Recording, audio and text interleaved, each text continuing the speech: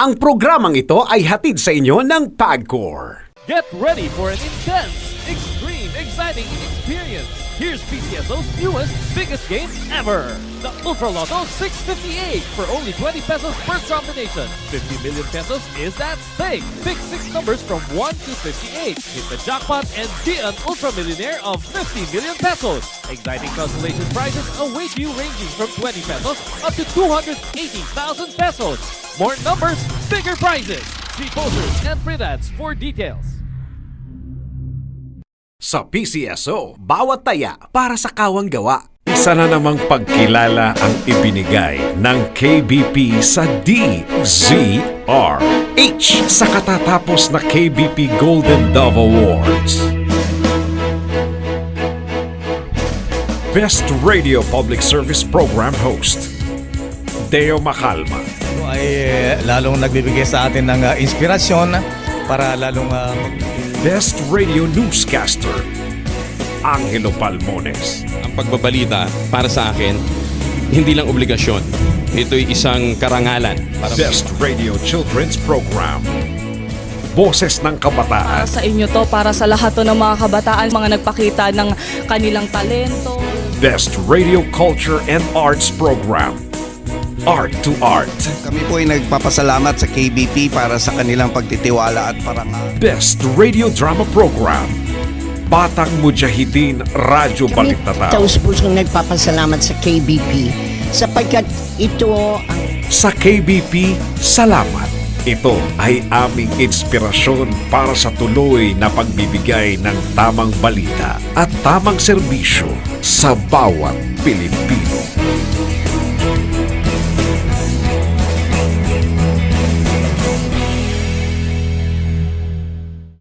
Calling all fundraising organizations. Be a partner of PCSO to its newest project, PCSO Partner Tayo. Interested parties may visit the PCSO Product and Standard Development Department, 3rd floor, Conservatory Building, Shaw Boulevard, Mandaluyong City. You may also visit any of our branches in your vicinity or province or email us at pcso_marketing@yahoo.com. Partner tayo sa pagtulong sa Pilipino. Nakakatulong ka na, umaasenso ka pa. Ang programang ito ay hatid sa inyo ng PCSO.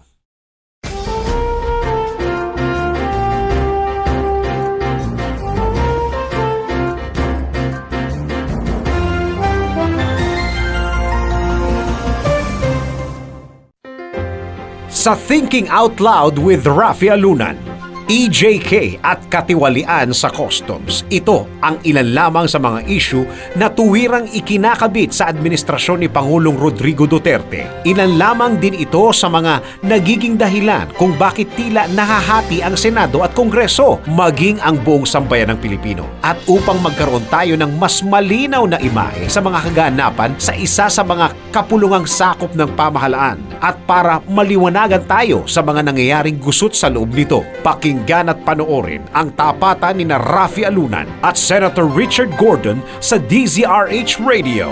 Manood sa DZRH News Television at sa ating live feed sa DZRH News Television Facebook page at YouTube live channel. Gayon din sa ating website sa dzrhnews.com. Lahat ng ito hihimayin ngayong araw sa Thinking Out Loud with Rafi Alunan.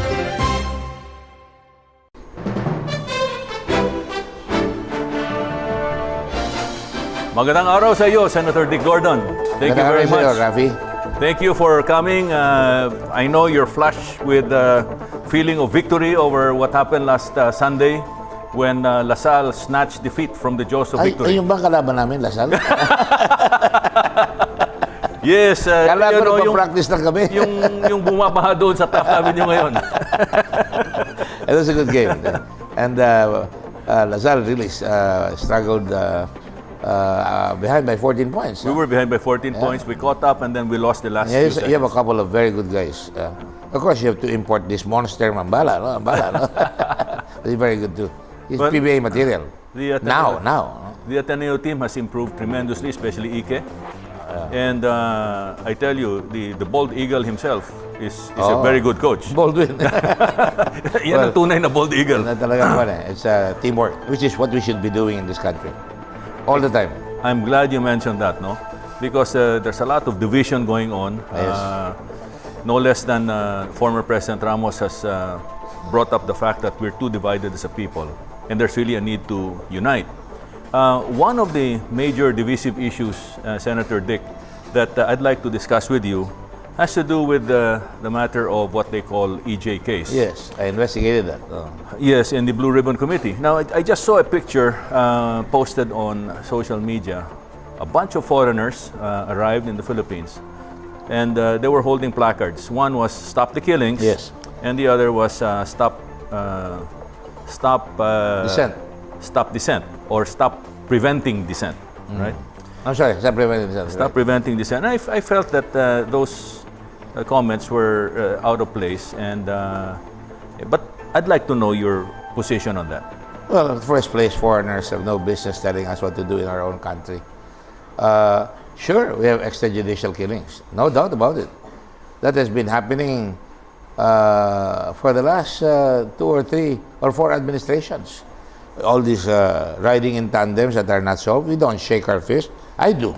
I've been doing that for the last almost 12 years now, because they get away with 2 men shooting somebody and walang magawa, hindi nakita yung plate number. But we're now doing something about it. I finally got the bill across.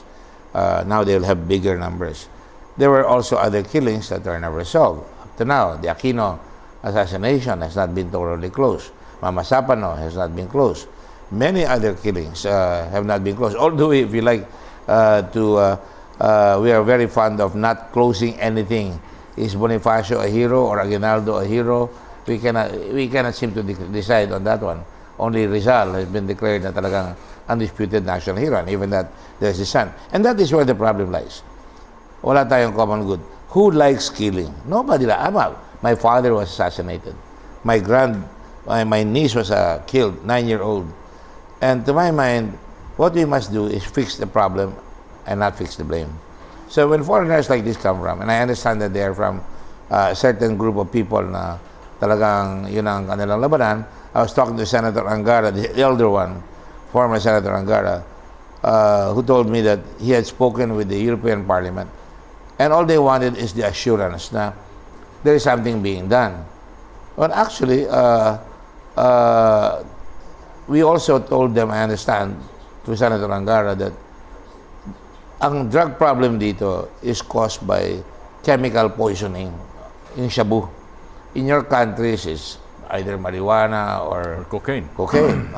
So, masidhi yung atin. So, the important thing is to get our police to solve the killings, get our people to witness and testify, who witness something, to testify, para ma-solve natin yan. Kasi, abogado ko, mahirap naman mag-testify on haka-haka. Senator, in the Blue Ribbon Committee hearings, was there any segregation or segmentation done as far as the total killings were concerned? Yes. How many percent were found to be legitimate from killings from legitimate operations? How many were identified to be done by rogue policemen? All I can remember is and how many killings were done by gangs and addicts? that has not been actually segregated that well. PNP has a lousy collection of records from the last 10 years, I suppose. But you know, I tried to track down on the media. I had the Red Cross track down every killing, and for that matter, every encounter with the NPA or with the MILF, because that's part of international humanitarian law. Right. So we counted over the last 4 years more than 10,000 extrajudicial killings run by riding in tandem. There are also vendetta killings, which I think is a small percentage for people directly connected. For example, like those kidnappers or those carnappers from Bulacan, the Dominguez brothers, for example.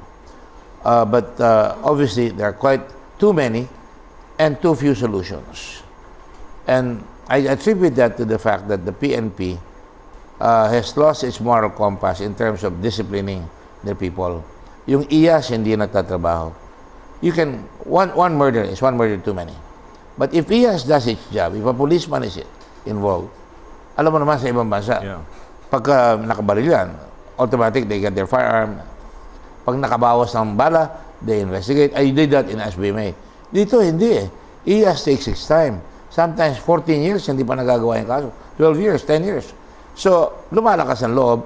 And the system called Kabaro natin yan, tagalan na lang natin, or for that matter, an indecisive PNP Director General or Regional Director who can, by the way, fire off, summarily dismiss a policeman. They're not doing it. And then the appeal system is awful. First, niwala nila yung plebs. We created plebs. That's Saan right. ang tao dapat ang siya magkakuha? Nawala yan. Buti ngayon, binalik namin sa budget yan. It's in the PNP law. Yeah, now, yeah, that's right. I lobbied for that. Where the people can decide na itong pulis na ito nagsisilbi sa amin, ba't siya nang-aapi? Yeah. So we can dismiss him or suspend him. And, automatic gagawin yan. And then you have the Napolcom, natatagalan sa Napolcom, dadaan ka pa sa region, dadaan pa sa civil service. Ngayon, tatanggalin namin yung pagdaan ng uniform personnel sa civil service, yun na lang non-uniform. Because may dalang baril, katulad ng Coast Guard, may dalang baril, they are subjected to a separate code of conduct with respect to parang military. Senator Dick, balik tayo doon sa riding in tandem. I recall during the time of President Aquino, yung mga Sparrow units were riding motorcycles and, and killing of people. Yeah. And of course, there are rogue policemen doing the same thing. Right. So in the discussion sa Blue Ribbon Committee, meron bang segmentation at least as far as riding in tandem is concerned? Yes, I did that. I was the one who did that. I count. For example, this year, so far I think we have had over 2,000 riding in tandem cases. And over 4,000 riding in tandem, 2,000 killings, and over almost 4,000 riding in tandem, snatchings, violent cases. Yeah. And would you know, there's only less than 1% being solved. So, to solve that, I'm sure I can show a picture here of the big plate number that we can now show so that CCTV can catch it or the human eye can catch it. Hindi katulad ganyan kaliit eh, napakaliit. So, I call it taking a bite out of crime. Yeah. Huwag mong pagbigyan na masyadong malaki ang lamang ng mga kriminal. And dapat, ang mayor, pag may namatay sa kanyang lugar, tawagin ang chief of police. Sabihin ka agad, oy, ayoko na may namamatay dito. Solve nyo yan, kundi papalitan ka. Pagka walang control ang chief of police, ang PNP, ang mayor, talo ang bayan. Considering that the legislature is the second branch of government and independent at that, what steps has the legislature taken to correct the misimpressions abroad na tayo ay isang lawless nation, that we don't respect human rights, and there are just a lot of killings here that we don't bother to stop? Far from that. I think during the investigation on EJK killing, I even said in Obama country, in Chicago, it was declared a very, very violent city, and yet there is no human rights complaints.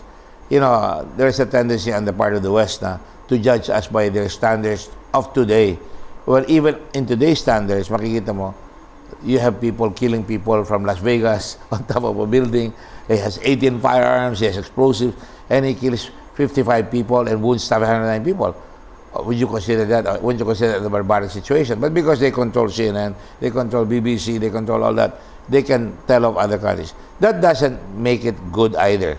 Now, because that's happening elsewhere, they should not judge us by that. Sa akin, we should judge ourselves and say, that is not acceptable. We must solve these cases. Kaya, hindi natin papabigyan ng passes sila General Bato, even the President. Hindi ko bibigyan ng passes yan. But solve it. Kung mga drugs na namamatay, ang tao natutuwa because for the last so many years, 10 years, lumaganap ang drugs, okay lang okay, and it wreaked havoc on our families. Kawawa yung mga pamilya, ninanakawan sila, eventually gagawa ng crime, yan ang nangyayari. So ngayon may ginagawa, that really explains the popularity of the President, which went down now only because of the Kian killing. And by the way, the Kian killing is being investigated by the Senate and by the Department of Justice. And let us, before we judge it, let us see kung makakalusot yung police. Now, here's a case. Si Marcos, yung bago Marcos, Colonel. Yung sa Leyte. Binaril nila yung grupo niya, pumasok sa jail. armed with a search warrant, which is the most stupid thing I ever heard as a lawyer. Pinatay nila yung Pinatay yung Albuera Mayor at saka yung isang tao. Espinosa. Oo. Ang sagot ng IAS, binaba nila, homicide, at saka binaba nila dahil meron raw mga mitigating circumstances because these are embedded people. That is something that I will not tolerate and we should never tolerate. And that is why ang Congress natin, dinimbestiga yan, and we even told the President, and we wrote a letter to no less than the Chief Justice, and I talked to her, being a member of the Judicial Bar Council, bakit yung pinapayagan yung judge na mag-issue ng search warrant, not just in this case, but 3 cases. Where, in what country can you find a legislator like me talking to the Chief Justice of the United States and telling him about that? Never happened. Writing him a letter, never happened. Even during the earlier time, siguro papagalitan ako ng justice. Pero here, very, very tolerant tayo on matters that affect the public interest. Has for example, the Senate as a whole and the lower house as a whole, have they sent letters to their counterparts abroad, giving them the sense of Congress? I have. Senator Pimentel and I, when we are invited by EU, for example, I'm invited by EU sometime this week or early next week, Yeah. they would ask me about these questions, and I would explain to them the situation. Most of the complaint, for example, of EU is Duterte pays too much attention on drugs and too much attention on other countries, expanding to China and to Russia. And I said, well, we're just aligning our foreign policy, which I welcome. I was considered pro-American. You and I think we're considered pro-American. But, you know, America is not a perfect country, and we cannot be dependent. And it's good that we're going to the non-aligned countries situation. But when they talk about these things, I ask it directly. Some of these are encounters. Some policemen have been killed. Many of them have been killed. It happens in Colombia, and there are drug wars among each other's gangs. But, you know, ang problema ko is there is no statement, no witness to say President Duterte is the one ordering to kill this particular drug lord, etc., etc. Although I've told the President, the President is, President yan, alam na, siga yan, no? I told him, Mr. President, you are falling on your own sword. Stop talking like that. I know you don't mean it. I know pinalalakas mo ang loob ng pulis, pero you will fall on your own sword, and I don't want you to have a case later on. Yes, he has to improve his messaging. That's correct. Well, I understand him. Believe it or not, folks, I am a local executive for 13 years. My father was a mayor for 3 years. Every year that he was mayor for 3 years, they were throwing hand grenades against him, perpetrated by people who escaped from prison, mga bahala, sige-sige, a fire chief of police, and he was finally killed. Yeah. You know, we have to fight for justice, and we never got the mastermind. Lalo pa yung maliit na tao. Kaya kuminsan, yung mga pulis, napipressure siguro, napipilitan, masamang tao na talaga ito, ginagawa nila. But still, we do not tolerate that. And I told them, if I catch you and if there's a witness against you, I will get you in the blue ribbon. And that is why I did not give them a free pass. It's not about me, though. The Senate doesn't tolerate that. Whether you're opposition or whether you are perceived to be allied with the administration, we authored the resolution saying the killings of kids cannot be tolerated. But ang ginawa naman ng opposition, gumawa kunyari ng messaging na sinasabi to condemn it, hindi kami pinapirma. They just sent it. And so, pinalabas na hindi kami pumipirma. So, sabi namin, hindi. Ako, pinatay tatay ko, ba't ako hindi pipirma dyan? So, we have to set aside the politics and work together as a nation to solve the problems of killings, to solve the problems of corruption. And we're doing it. Who exposed the drug corruption in customs? Who exposed the TOLRA? And now everybody knows about the TOLRA. I'm glad you mentioned it, Yes. because that's my second question now. Yes. It has to do with your investigation Yes. of the drugs in customs, the drug Yes. smuggling. And this has been going on not just in the ports, but also in the airports. No? That's correct. Could you apprise the audience as to what conclusions you've drawn from the various hearings you've had regarding the smuggling of drugs in customs? Well, first, sabi ko galing sa China because all the policemen are the same. Blame somebody, China. Well, of course, kaya galing sa China yan. You could go to the UN and condemn China as a drug exporter. I said that, and I even asked for a note verbal, and it was given. Until finally, ano nangyari ito, I said, let us invoke the mutual agreement against crime. Mabagal ang proseso. So you know what I did? I called up the Taiwanese representative. Sabi ko, ito meron ngayon dalawang Taiwanese dito involved. Wala rito, nasa China. So I called up the Chinese ambassador.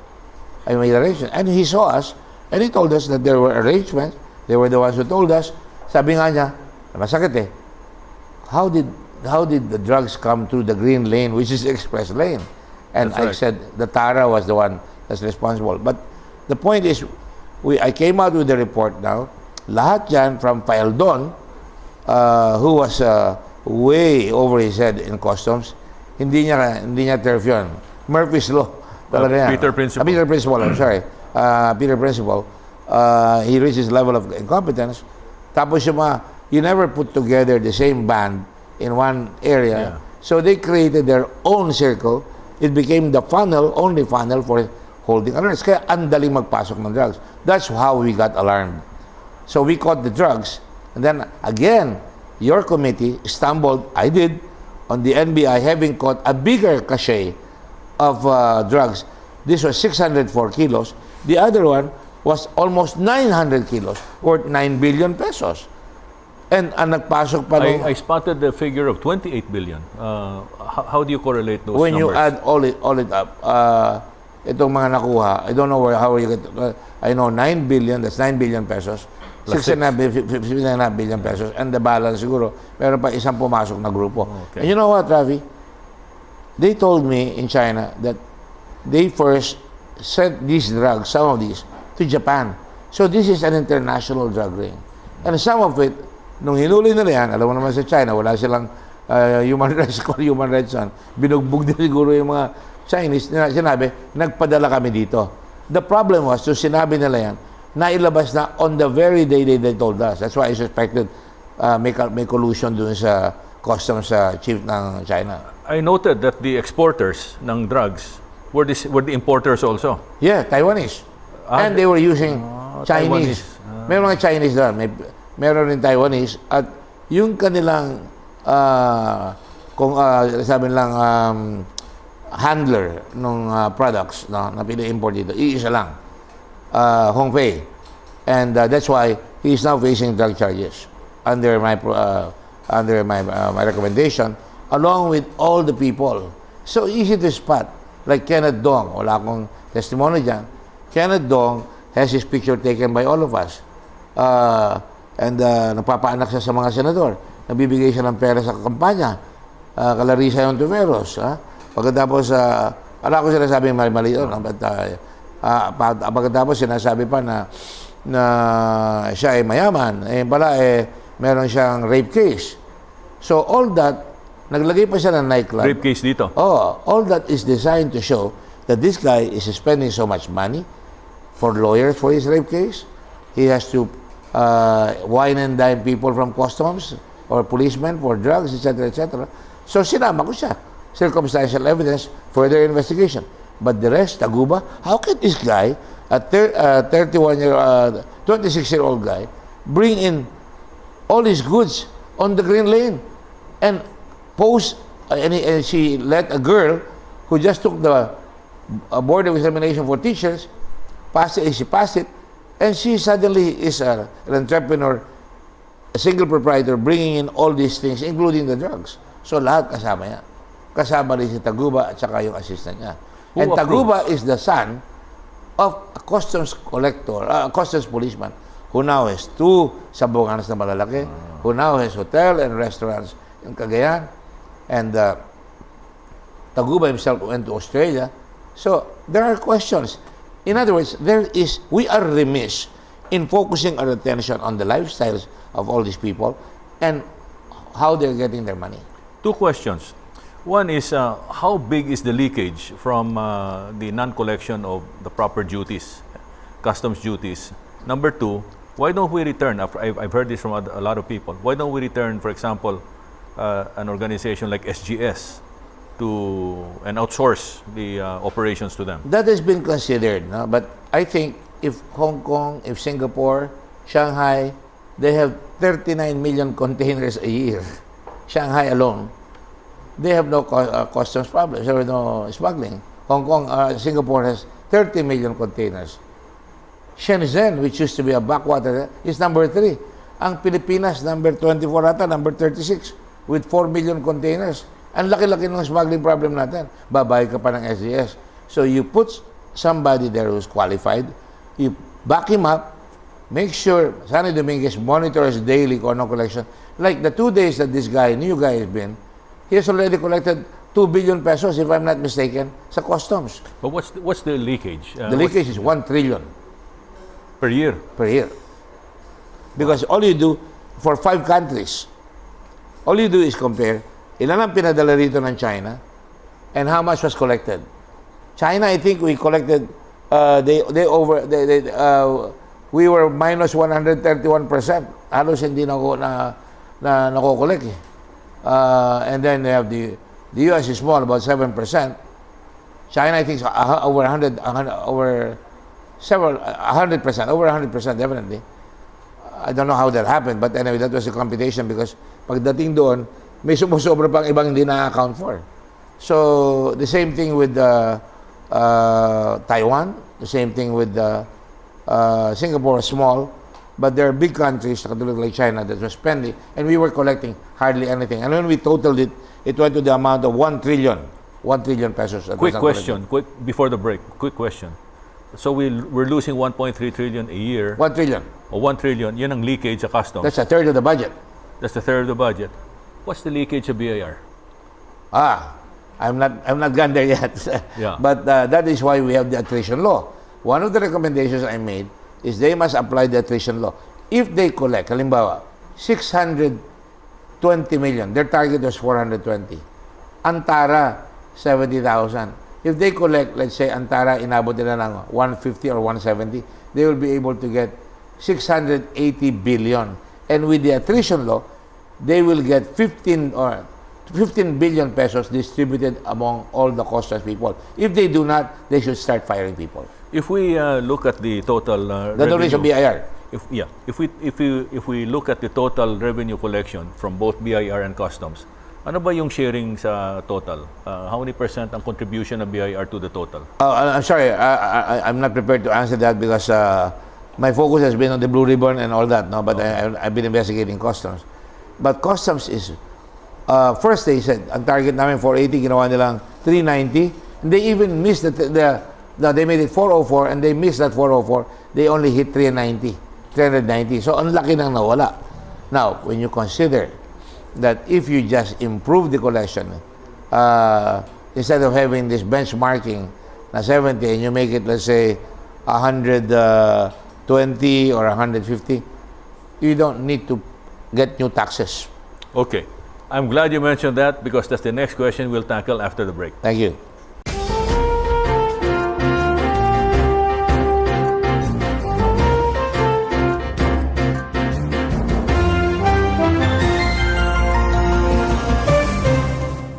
Ang programang ito ay hatid sa inyo ng PAGCOR. Calling all fundraising organizations. Be a partner of PCSO to its newest project, PCSO Partner Tayo. Interested parties may visit the PCSO Product and Standard Development Department, 3rd floor, Conservatory Building, Shaw Boulevard, Mandaluyong City. You may also visit any of our branches in your vicinity or province or email us at pcso_marketing@yahoo.com. Partner tayo sa pagtulong sa Pilipino. Nakakatulong ka na, umaasenso ka pa. Reklamong totoong pinakikinggan. Reklamong talagang pinag-uusapan. Reklamong talagang tinututukan. Pinakikinggan, pinag-uusapan, tinututukan. Sama-sama, sabay-sabay at tuloy-tuloy nating tutukan si Greco sa programa Ireklamo kay Greco. Kasama si Greco. Greco Belgica. Linggo, alas 2 ng hapon. Sabayang matututukan sa DZRH News Television, DZRH Radio, DZRH News Television Facebook at YouTube live channel at dzrhnews.com. Ireklamo kay Greco. Get ready for an intense, extreme, exciting experience.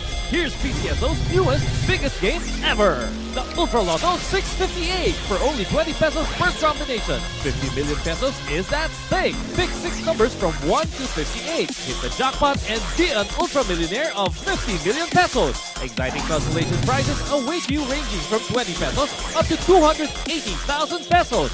More numbers, bigger prizes. See posters and print ads for details.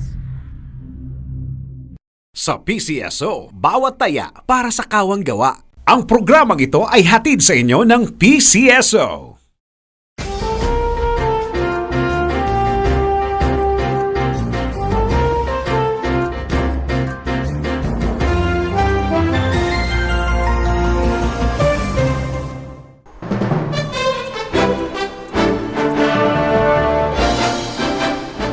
Okay, this is still Thinking Out Loud with Rafi Alunan.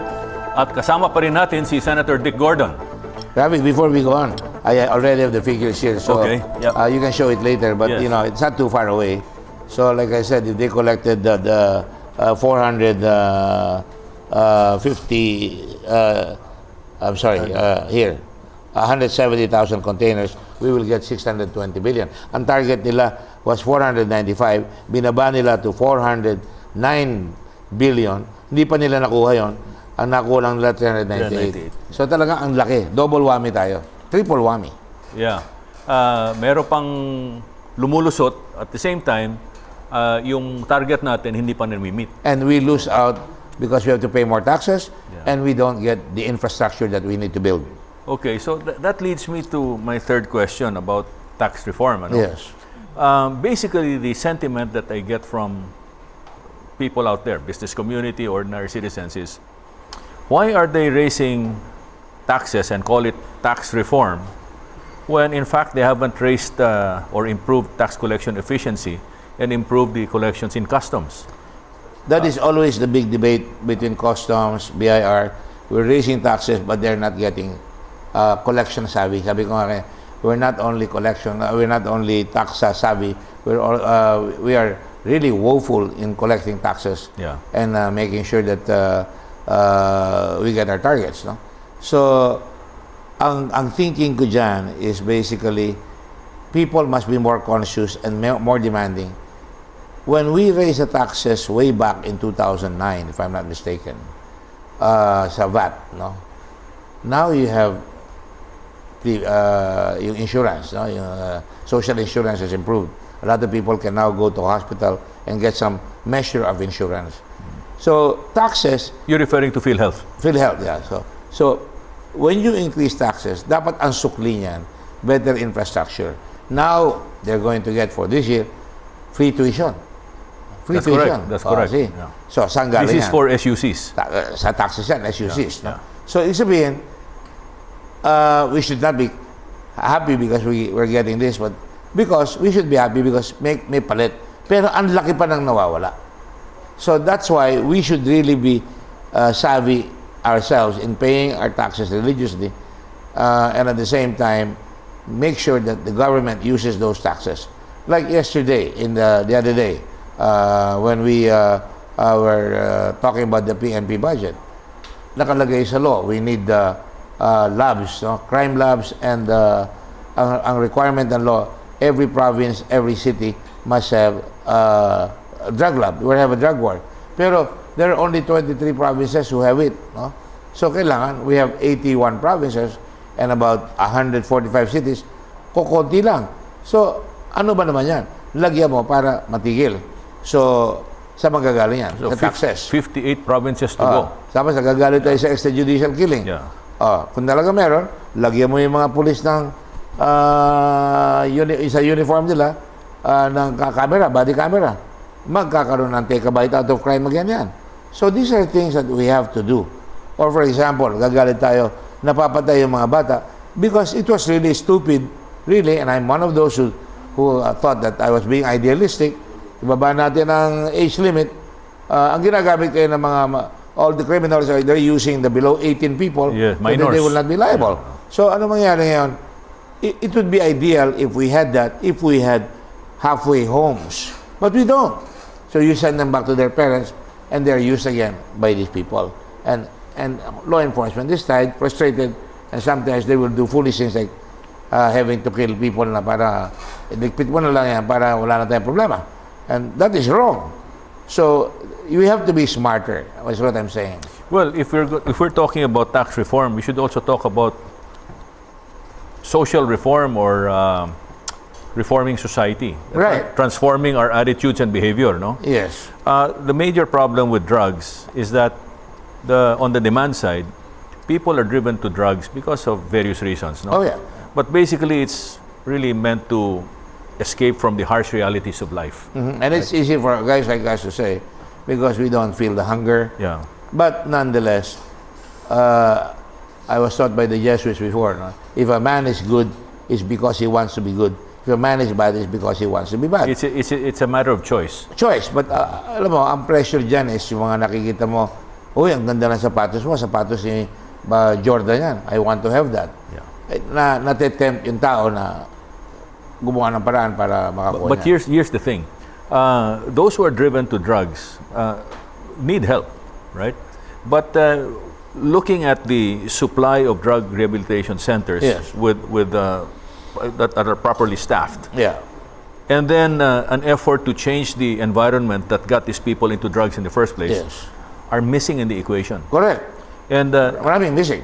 what is being done based from your end, from what you've heard, from your dealings with civil society, and from the legislature and the executive, what are they doing to bridge those gaps? A lot of talk, but very little action. You have to put your money where your mouth is.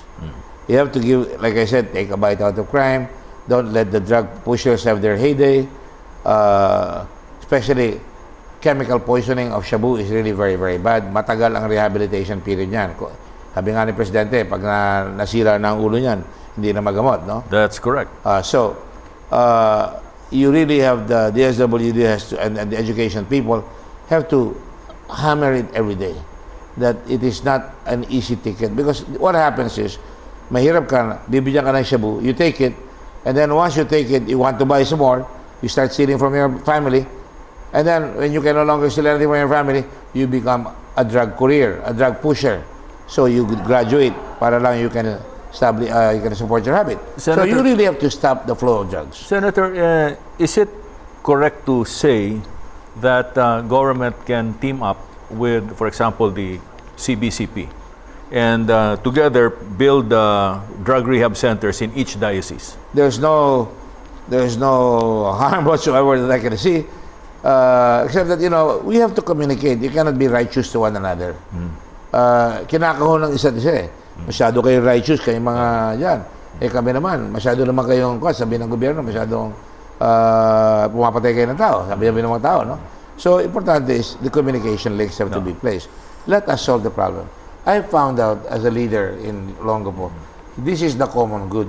Kung magulo ang bayan natin at maraming drugs, hindi lalabas ang Amerikano, wala tayong hanap buhay sa labas sa loob ng Olongapo. At wala tayong tourist, no? So, lahat ng vendor, nakakita kayo may baril, report.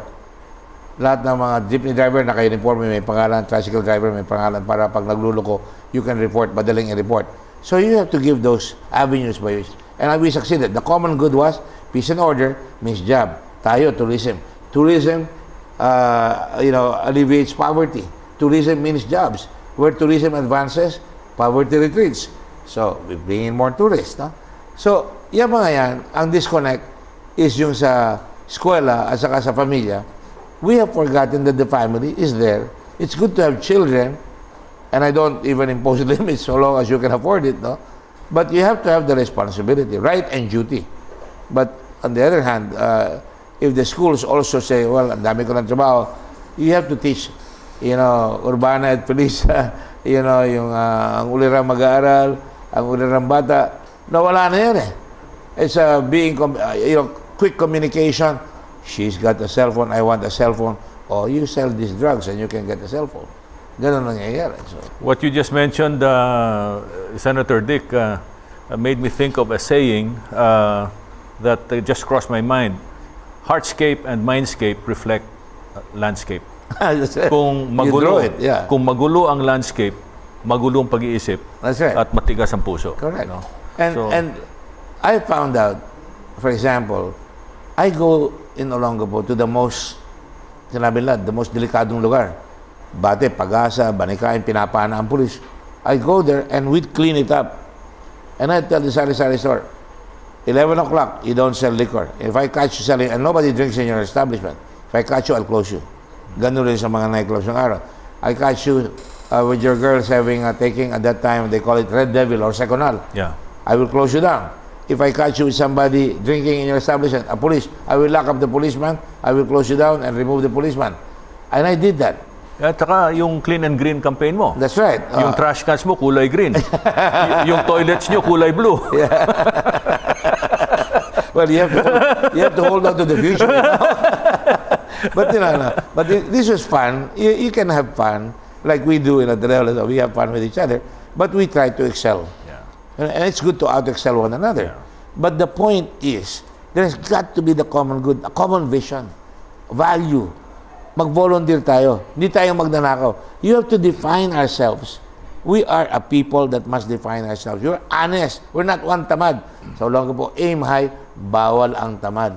Lalong bawal ang tanga. So once you start defining it and people follow, then they will stay away from all these temptations. And now, government now has to create an atmosphere.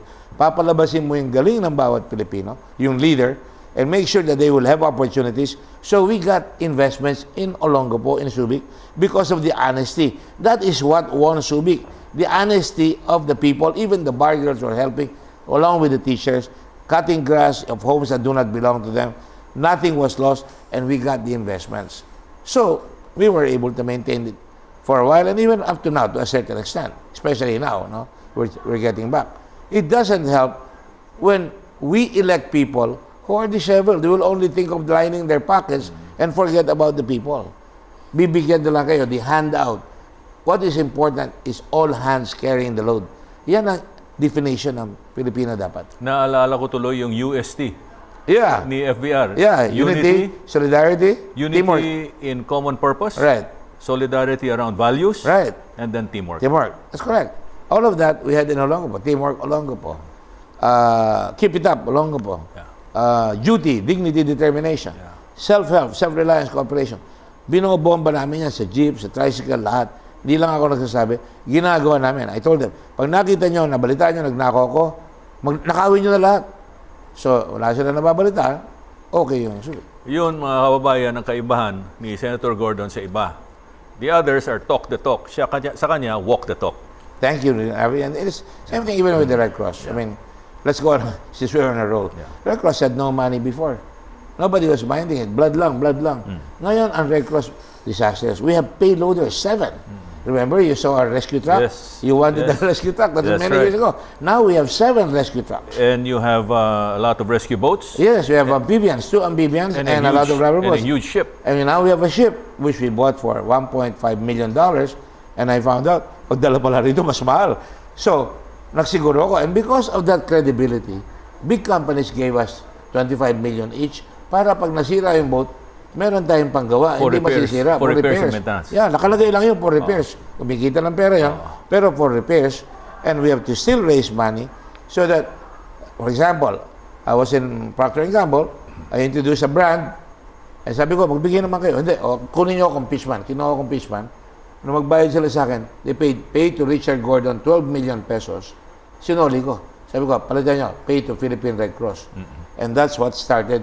Kung hindi ka makabayad sa dugo, babayaran namin. Pag kung mahirap ka, diyan kukunin yung pera. Anong division ng Philippine Red Cross, division of labor between Philippine Red Cross and the International Red Cross?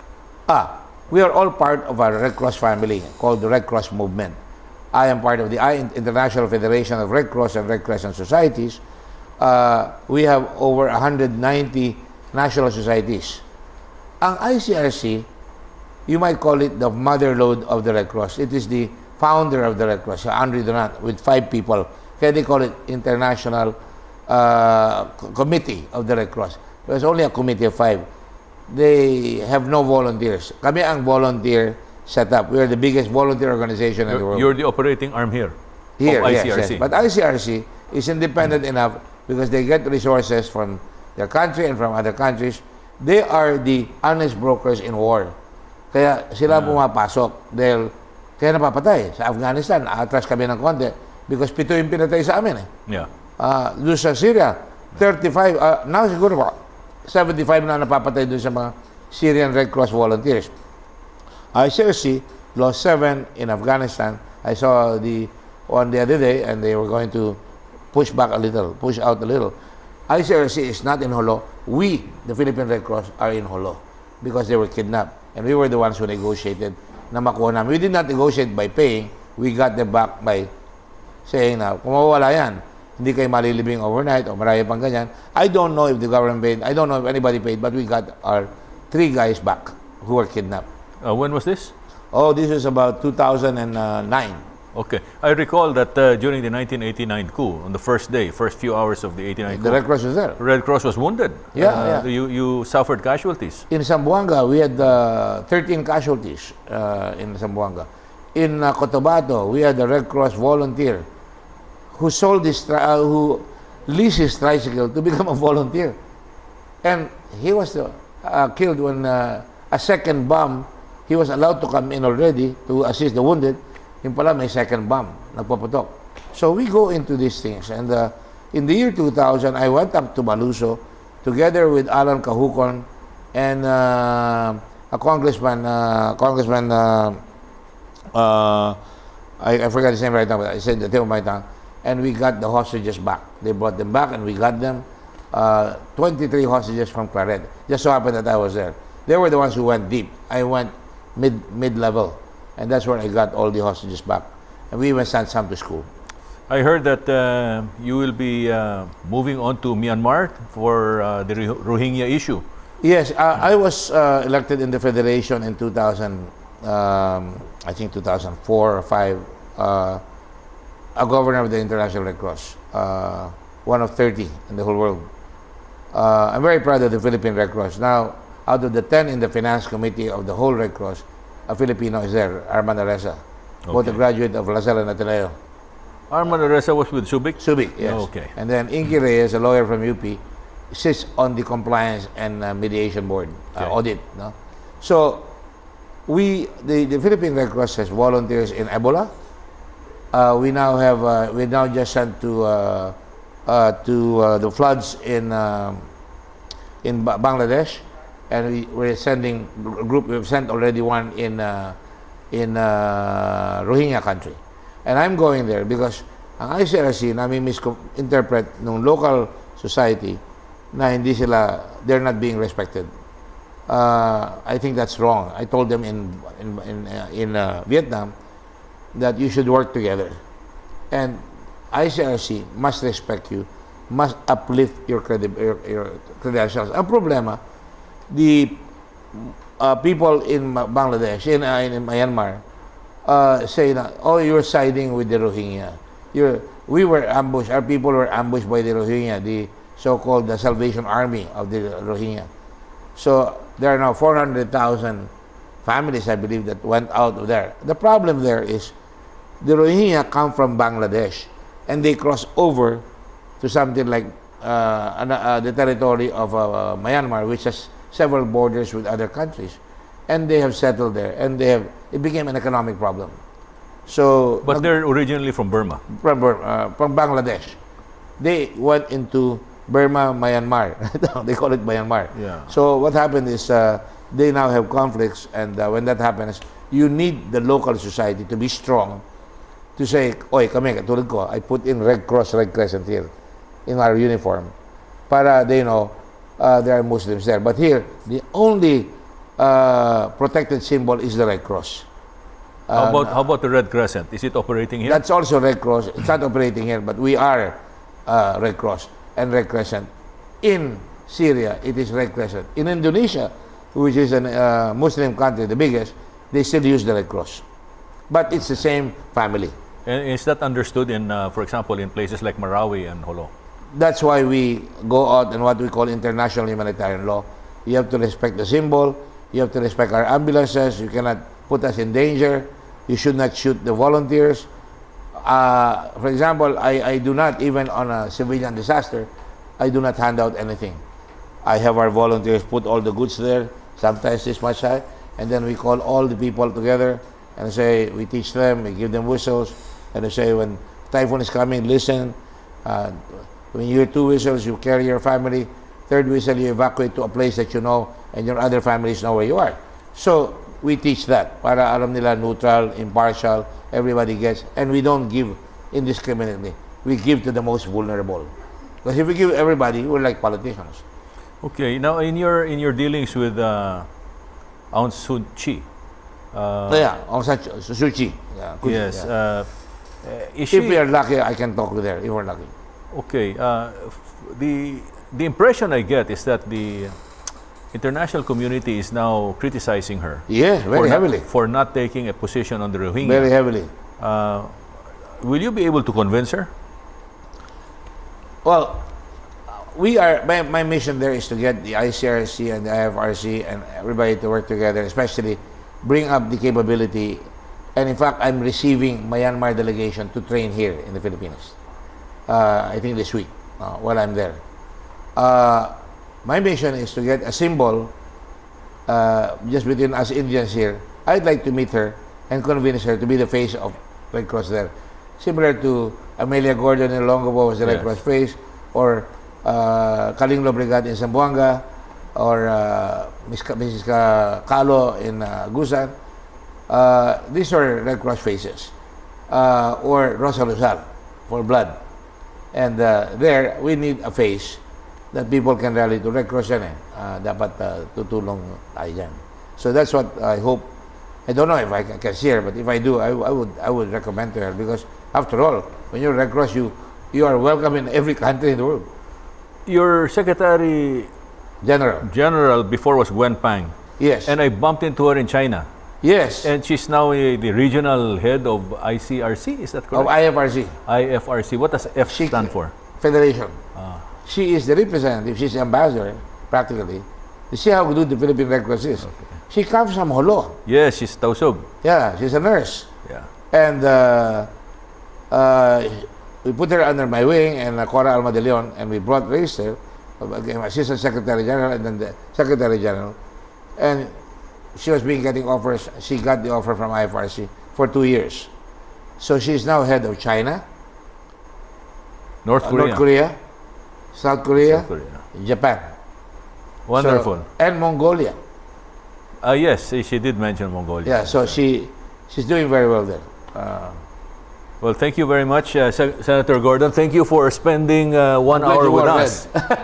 And I know you have to go back to the Senate for the budget hearings. I want you all to know that Rafi is a very dear friend, even if he belongs to the other school. I don't take it against him, because that school is also a very good school. Alam ho sa eskwela yan, nasa values at nasa leadership. Thank you very much, Rick. Thank you, thank you.